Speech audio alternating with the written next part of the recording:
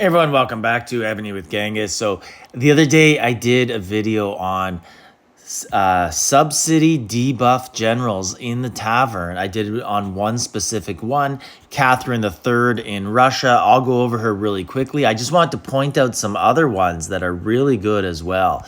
So if we look at her and just showing you her really quickly, basically 45% HP and defense debuff for ranged troop and siege, and then 35% attack. But the shortcoming is when you look at the specs, there's nothing there, but she still adds up to being better than the rest, and she hides because of, a subpar main skill here that you would overlook. Now, if you compare her to some of the other ones like Yan Carroll, let's look at my Yan Carroll, who is 6 stars, and then my Gilgamesh, and let's look at Gilgamesh first. So Gilgamesh comes out kind of like tied with her at 6 stars. So reduce enemy ground attack and enemy range, troop, and siege defense 40. So that's basically a tie. It's 45%. And then the next level you get 10%. So you're winning, but then you're falling short on the HP. And then if you look at the specs, you start to add more, right? You start to really increase the defense, 15 more, HP, 15 more, and then more on the defense. And Yan Carroll ends up about the same.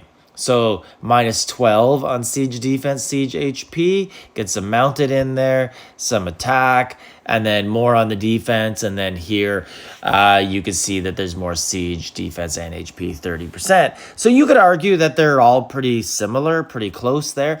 But the fact is you have to use more Blood of Heirs on Catherine. And that's for free-to-play players who are going in the tavern. That's going to be more difficult to get your hands on. But if you can, and you make that sacrifice and think it's worth it for you, then obviously you're going to go with those free generals. But I think for most people, if you just wait your time for a little bit, you will find some Yan Carrolls in the Sunken Treasure event, which is the event that Aglopies spawn from. So let's look at the other nice generals that there are for sub-cities. So basically nothing here in other, because these are all, newer and more difficult to get your hands on. Pompey, he gets interrupted here by some stuff that's not really as important. But like sub-city training and then sub-city troop death, where he just gets the overall defense 10. But this is still a pretty good general.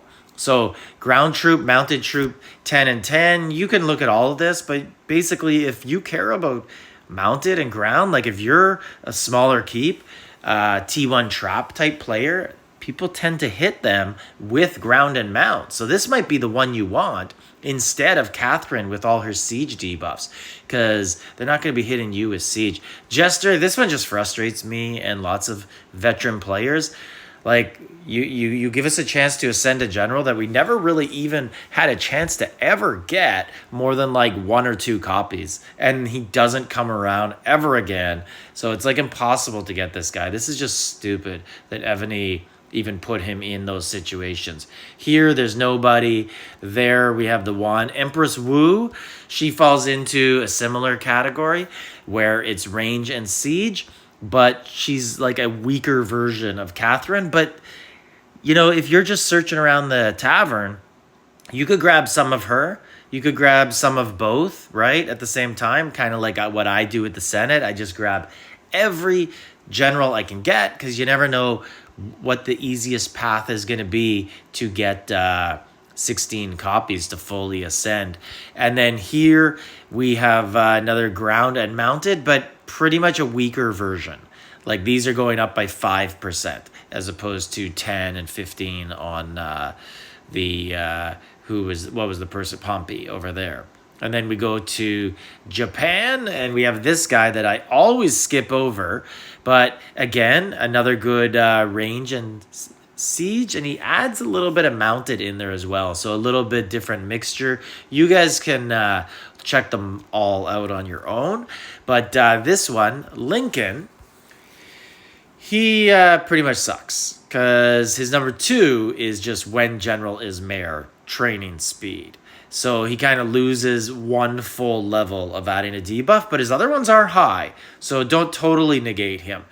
Like 15%, 10, 15, 10. So, and the last one is all troop and defense. So he's okay, but he's nowhere near the best. Europe, there's so many here, and they're all pretty good.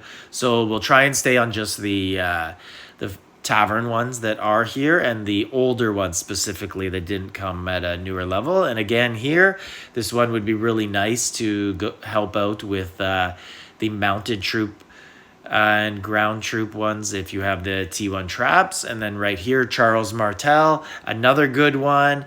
And they're all like basically hidden by the fact that they have crappy main skills, right? So there's another one.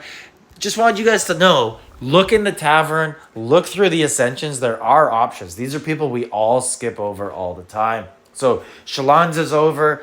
Looking forward to the next Battlefield season. If you're like me and you guys were eliminated early, last 2 weeks were a little enjoyable having our weekends back, but also a little boring too, looking to get back into the action. So let me know if you've used any of these generals, and like, subscribe, leave a comment.